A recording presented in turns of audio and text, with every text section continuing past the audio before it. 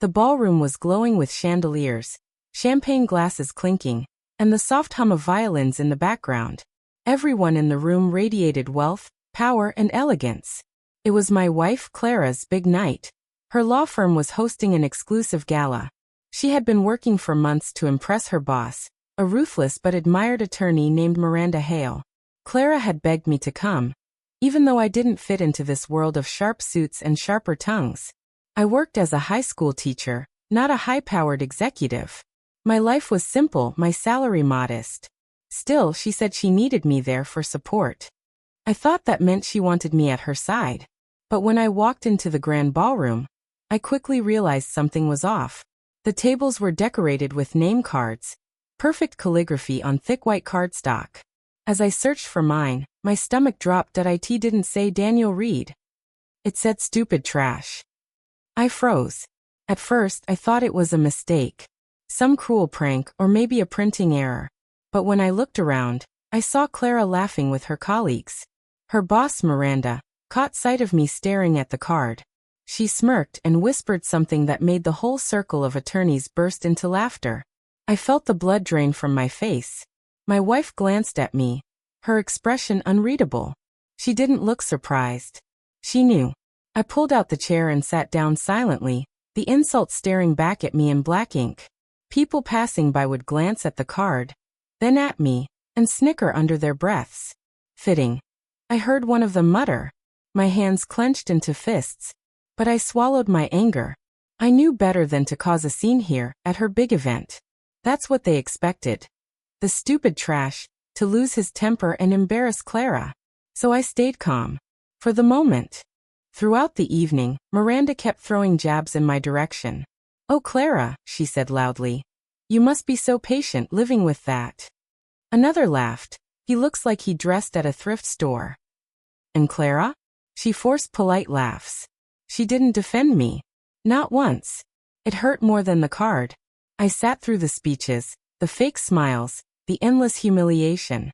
Every moment, my rage simmered, building into something I could barely control. Finally, Miranda raised her champagne glass. "To the people who truly matter in this room," she declared, her eyes flicking toward me like I was gum stuck under her shoe. Everyone laughed. Glasses clinked. My wife raised hers too. And that's when I decided. If I was stupid trash, then I'd show them just how dangerous trash can be when it's cornered. That I excused myself from the table, pretending I needed fresh air. My wife barely glanced up. Out in the hallway, I pulled out my phone. My hands were steady now, my fury sharpened into icy focus. I dialed a number I hadn't used in years. "Daniel," a deep voice answered. "It's time," I said. There was a pause. Then understood. I hung up and walked back inside, calm as if nothing had happened. Miranda was on stage now, giving a speech about her firm's values. Integrity, honor, respect.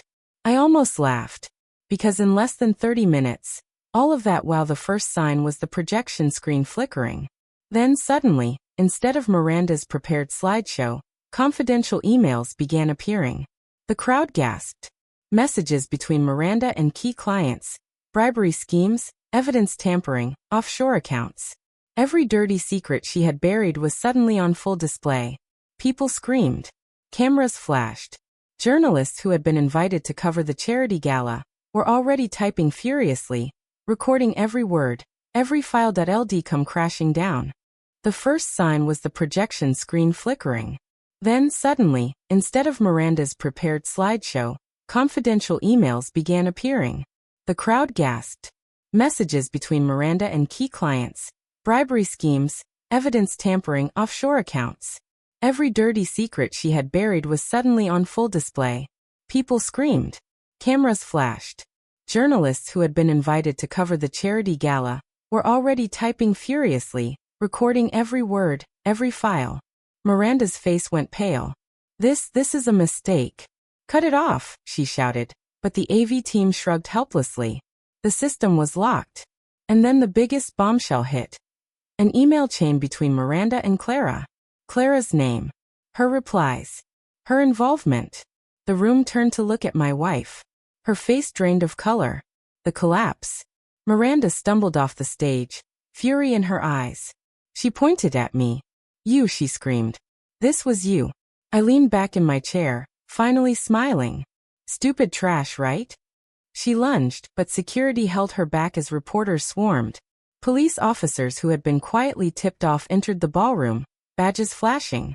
The night that was supposed to be Clara's rise to power had turned into a catastrophic scandal.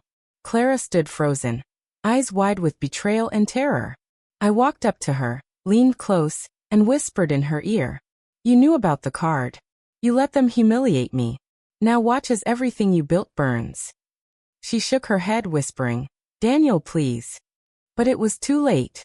By midnight, Miranda Hale was in handcuffs, screaming about conspiracies. Clara was being escorted by officers for questioning. The gala had turned into a feeding frenzy of cameras, headlines, and chaos. And me? I stepped outside into the cool night air, free at last from their poison. The man I had called, the one who helped me pull this off, was an old friend from college, now a cybersecurity specialist. Years ago, I had helped him when nobody else would. Tonight he repaid the favor.